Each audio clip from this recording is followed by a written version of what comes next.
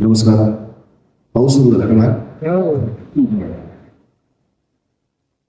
सन्माननीय व्यासपीठ, पंडितजी, उषाताई, मास्टर दीनानाथ, माई मंगेशकर, लता देवी, आशाताई यांच्या स्मृतीला वंदन करतो. संपूर्ण मंगेशकर कुटुंबियांना वंदन करतो. उपस्थित सर्व मान्यवरांना वंदन करतो. मी ना खूप भूतकाळात रमणारा माणूस आहे. मला असं वाटतं की तो काळ पुन्हा जर जिवंत झाला तर आता जो प्रत्यक्ष पाऊस पडतोय असाच काहीसा सुरांचा पाऊस, हेच 100 वर्ष आपण मागे गेलो, 1926 मध्ये जर गेलो तर प्रत्यक्ष दीनानाथ मंगेशकरांचं नाटक इथे चालू असेल, त्यांची मैफिल इथे चालू असेल आणि तो जो स्वरांचा पाऊस आपल्या अंगावरती पडत असेल त्याने आपण किती चिंब होऊन जाऊ. आणि मग त्याच्यानंतर आपल्या आयुष्यातली छोट्या मोठ्या तक्रारी, दुःख या सगळ्याचा विसर पडून या लोकांनी जे सुख, जो आनंद आपल्या मनामध्ये निर्माण केलाय त्याची भरपाई कशी करा. बालगंधर्व चित्रपटाच्या निमित्ताने पहिल्यांदा या संगीत नाटकाशी आणि त्यातल्या काम करणाऱ्या या सगळ्या दिग्गजांशी संबंध आला. कायम असा विचार मनात आला की तो किती भारलेला काळ असेल की एकीकडे बालगंधर्व नाटकात काम करतायत, एकीकडे दीनानाथ मंगेशकर नाटकात काम करतायत, एकीकडे केशव भोसले नाटकात काम करतायत आणि ही सगळे जण आपापल्या परीने, आपापल्या ताकदीने त्या काळातल्या सर्व नाट्यरसिकांना आपल्या स्वराच्या स्वरांनी चिंब करून टाकतात. मला खरंच आपली पिढी खूप दुर्दैव वाटते की ज्यांनी हे पाहिलेलं नाहीये प्रत्यक्ष. त्या काळातली त्यांना प्रत्यक्ष नाटकात अनुभवणारी, त्यांचं गाणं बघणारी, त्यांचं गाणं ऐकणारी, त्यांच्या मैफिली ऐकणारी, किमान एकदा त्यांना बघणारी पिढी जी कदाचित आपल्या आजोबांची असेल, कदाचित पणजोबांची असेल, ते खऱ्या अर्थाने भाग्यवान होते. याचं कारण काय माहितीये? आज आपल्याला काहीतरी मिळाल्यानंतर, फिजिकली काहीतरी मिळाल्यानंतर आपल्याला आनंद होतो. बालगंधर्व चित्रपटाच्या रिसर्चच्या दरम्यान मी अशी कित्येक माणसं बघितलीत की बालगंधर्व हे नाव काढलं की आनंदाश्रू ओघळायला लागायचं त्यांच्या डोळ्यात. म्हणजे काय पराकोटीचा आनंद या सगळ्या माणसाने त्यांना दिला असेल. बालगंधर्व हा चित्रपट घडला कारण त्यांचा तो आशीर्वाद होता, तो संकेत होता, तो योग होता आणि तो चित्रपट घडला. अचानक माझ्या हाताला बालगंधर्वांच्या आयुष्यावरचं पुस्तक लागलं. ते पुस्तक मी वाचलं, अस्वस्थ झालं आणि तो चित्रपट घडला. आता यापुढे चरित्र भूमिका आयुष्यात करायच्या नाहीत असं जेव्हा ठरवलं तेव्हा लोकमान्य टिळक केलं. बालगंधर्व आणि लोकमान्य नंतर आता बास, पुन्हा चरित्र भूमिकांकडे बघायचं सुद्धा नाही असं जेव्हा ठरवलं तेव्हा काशीनाथ घाणेकर केला. आता अजिबातच नाही असं जेव्हा ठरवलं तेव्हा छत्रपती शिवाजी महाराज आले.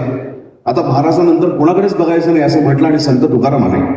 आता बास, आयुष्यातला बायोपिकचा अध्याय संपला असं फायनली एकदा ठरवलं आणि उत्तरेतले खूप मोठे संत बाबा नीमकर्णी महाराज आले.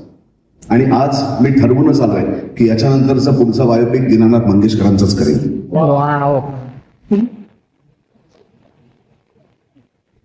पुरस्कार मिळतात.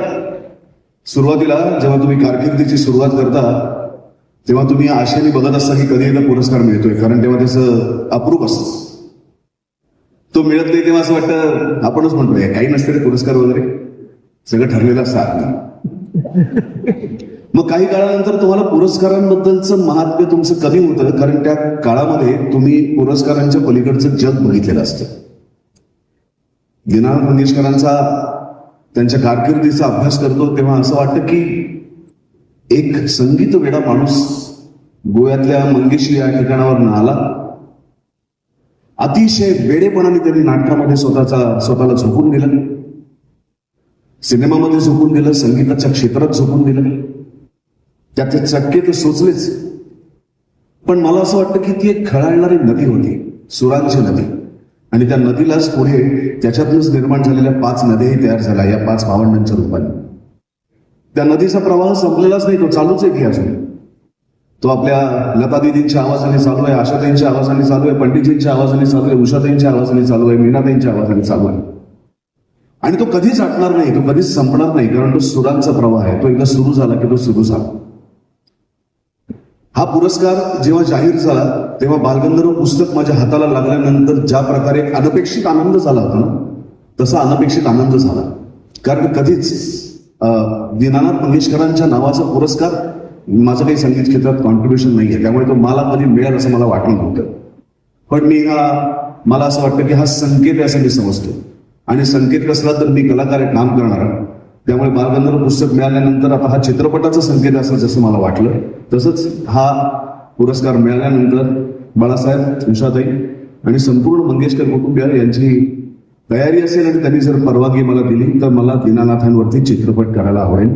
ते मी आज इथे करतो आणि तो जर चित्रपट झाला तर तो खऱ्या अर्थाने माझ्यासाठी दीनानाथ मंगेशकर पुरस्कार असेल. पुन्हा एकदा आज तुम्ही या पुरस्कारासाठी माझा विचार केलात, आशीर्वाद आणि हा प्रसाद तुम्ही मला दिलात. कारण भारत जसं टाटांसाठी ओळखलं जातं, अंबानींसाठी ओळखलं जातं, गोदरेजसाठी ओळखलं जातं, तसंच भारत देश हा मंगेशकरांसाठी ओळखला जातो. त्यामुळे ज्यांच्या नावाने या देशाची ओळख आहे अशा कुटुंबाकडून हा पुरस्कार मिळणं आम्ही प्रसाद आणि आशीर्वाद म्हणून स्वीकारतो. पुन्हा एकदा आपल्या सगळ्यांचे धन्यवाद म्हणतो, आपल्या सगळ्यांचे धन्यवाद म्हणतो. ज्यांना मिळाले त्यांचे पुन्हा एकदा अभिनंदन करतो. त्यांनी पाठवलं पाहिजे त्या महात्मा त्यांना विचारून काढलं. हो यानंतरच्या